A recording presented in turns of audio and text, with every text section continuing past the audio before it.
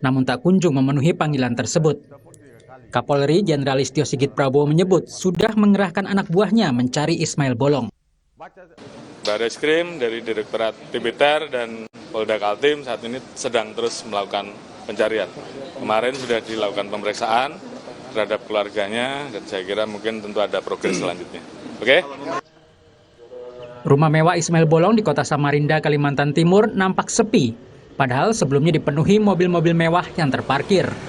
Warga sekitar menyebut rumah itu sepi setelah munculnya dugaan suap tambang ilegal yang menyeret nama Ismail Bolong dan petinggi Polri. Propam Mabes Polri pernah datang ke Kalimantan Timur pada 23 November lalu. Kapolda Kaltim Irjen Imam Sugianto menyebut kedatangan tim dari Mabes Polri untuk memeriksa kasus Ismail Bolong. Polda Kaltim sudah menyerahkan proses hukum kasus dugaan suap tambang ilegal ini ke Mabes Polri. Propam masih datang koordinasi sama kita. Tapi sudah koordinasi. Okay. Tapi tugasnya apa kami nggak tahu. Tapi bukan terkait dengan Ismail Bolong. Tapi bukan dengan Ismail Bolong. Mungkin ada hubungan, mungkin saya nggak tahu. Okay? Tapi ada PJU yang diperiksa nggak? Nggak ada. Oh, belum ada. Oke, terima kasih banyak. Fokus menangani kasus yang ada ditangani di pusat. Terima kasih. Sementara Mabes Polri sudah melakukan gelar perkara dan memeriksa anak serta istri Ismail Bolong. Anak Ismail Bolong diperiksa karena posisinya sebagai pemegang saham di perusahaan tambang itu. Pak Dir, izin menanyakan ini yang dipanggil kenapa keluarganya dulu Pak Dir, bukan Ismail Bolongnya meskipun kemarin mangkir. Ismail Bolong kan ya mangkir, tapi kan pemegang saham kan nama-nama pemegang saham kan kita perlu mintain keterangan dong kan gitu. Oke, jadi yang bersangkutan kan pemegang saham ya. Izin Pak, anaknya ini pemegang saham ya Pak? Anaknya sebagai dirut, direktur utama. Oke, gitu. Kalau istrinya Pak? Nah istrinya mungkin kemungkinan sebagai saksi aja karena mungkin dia sebagai pemegang saham juga ya gitu. Sebelumnya, mantan Kadif Propam Polri, Verdi Sambo, kembali bicara soal kasus dugaan suap pelaku tambang ilegal di Kalimantan Timur ke kepolisian. Sambo menyebut praktik tambang ilegal ini melibatkan oknum perwira tinggi di Polri. Artinya proses di Propam sudah selesai, karena itu melibatkan perwira tinggi. Nah selanjutnya, kalau misalnya akan ditindaklanjuti, silakan tanyakan ke pejabat berwenang, atau kalau enggak, kasih instansi lain untuk melakukan penyelidikan, kan gitu. Ismail sama Kabar Reskrim sempat diperiksa Pak, sama Propam. Pak, tapi kan Ismail Bolong nggak diproses tuh Pak, itu bagaimana Pak? Kenapa dilepas? Kata Kabar Reskrim kenapa dilepas Pak? Bapak siap diperiksa. Laporan resmi kan sudah saya buat. Namun Kepala Bareskrim Komjen Agus Andrianto membantah tudingan menerima aliran dana dari Ismail Bolong dalam kasus tambang ilegal. Dalam keterangan tertulis pada Kompas TV, Kabar Reskrim mengatakan, "Saya adalah penegak hukum. Ada istilah bukti permulaan yang cukup dan bukti yang cukup. Maklumlah, kasus almarhum Brigadir Yosua saja mereka tutup-tutupi." Ismail Bolong diduga memberikan suap kepada para pejabat Polda Kaltim pada Oktober hingga Desember 2021. Mereka diduga menerima uang dengan kisaran 600 juta hingga 5 miliar rupiah. Ismail juga diduga 3 kali menyerahkan uang secara langsung kepada Kabar Reskrim Komjen Agus Andrianto pada Oktober, November, dan Desember 2021. Besarannya 2 miliar rupiah setiap bulan. Selain itu, Ismail Bolong juga disebut 3 kali mengguyurkan dana ke jajaran Bareskrim Polri pada Oktober hingga Desember 2021 dengan besaran 3 miliar rupiah. Kasus ini menyebar ke publik saat Ismail Bolong membuat video mengaku menyetor uang 6 miliar rupiah pada petinggi Polri. Tak lama kemudian, Ismail Bolong membuat pernyataan bahwa video sebelumnya dibuat dalam keadaan mabuk. Tim Liputan Kompas TV. Polri melacak jejak Ismail Bolong untuk mencari kebenaran dugaan setoran tambang ilegal yang menyeret Jenderal Polisi.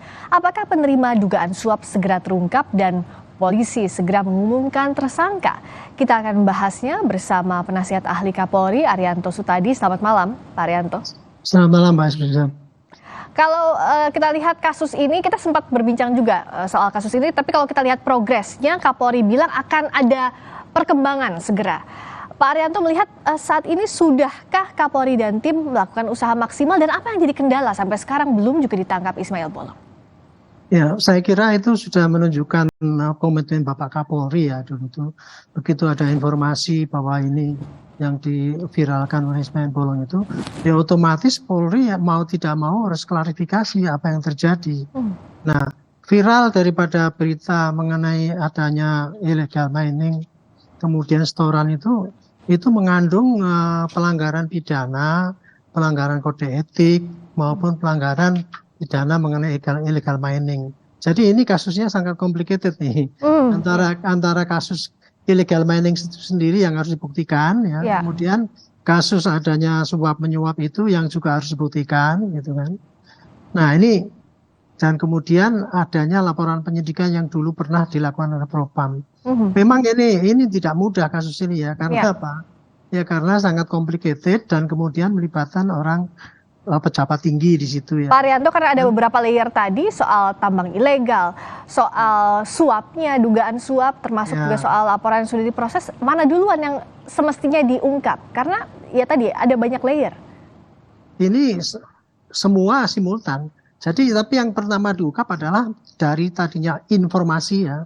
Informasi yang ada yang masuk. Kalau ini sekarang kan keluar melejitnya kan karena informasi viralnya itu, gitu kan. Ya. Kemudian kalau ditarik ke belakang lagi, dulu pernah juga ada laporan daripada Propam yang katanya Pak Kadif Propam itu, yang Pak Sambo itu lakukan. Ya. Nah itu semua itu nanti yang dilacak karena dulu itu sudah masuk laporan dan kemudian katanya sudah sampaikan Pak Kapolri.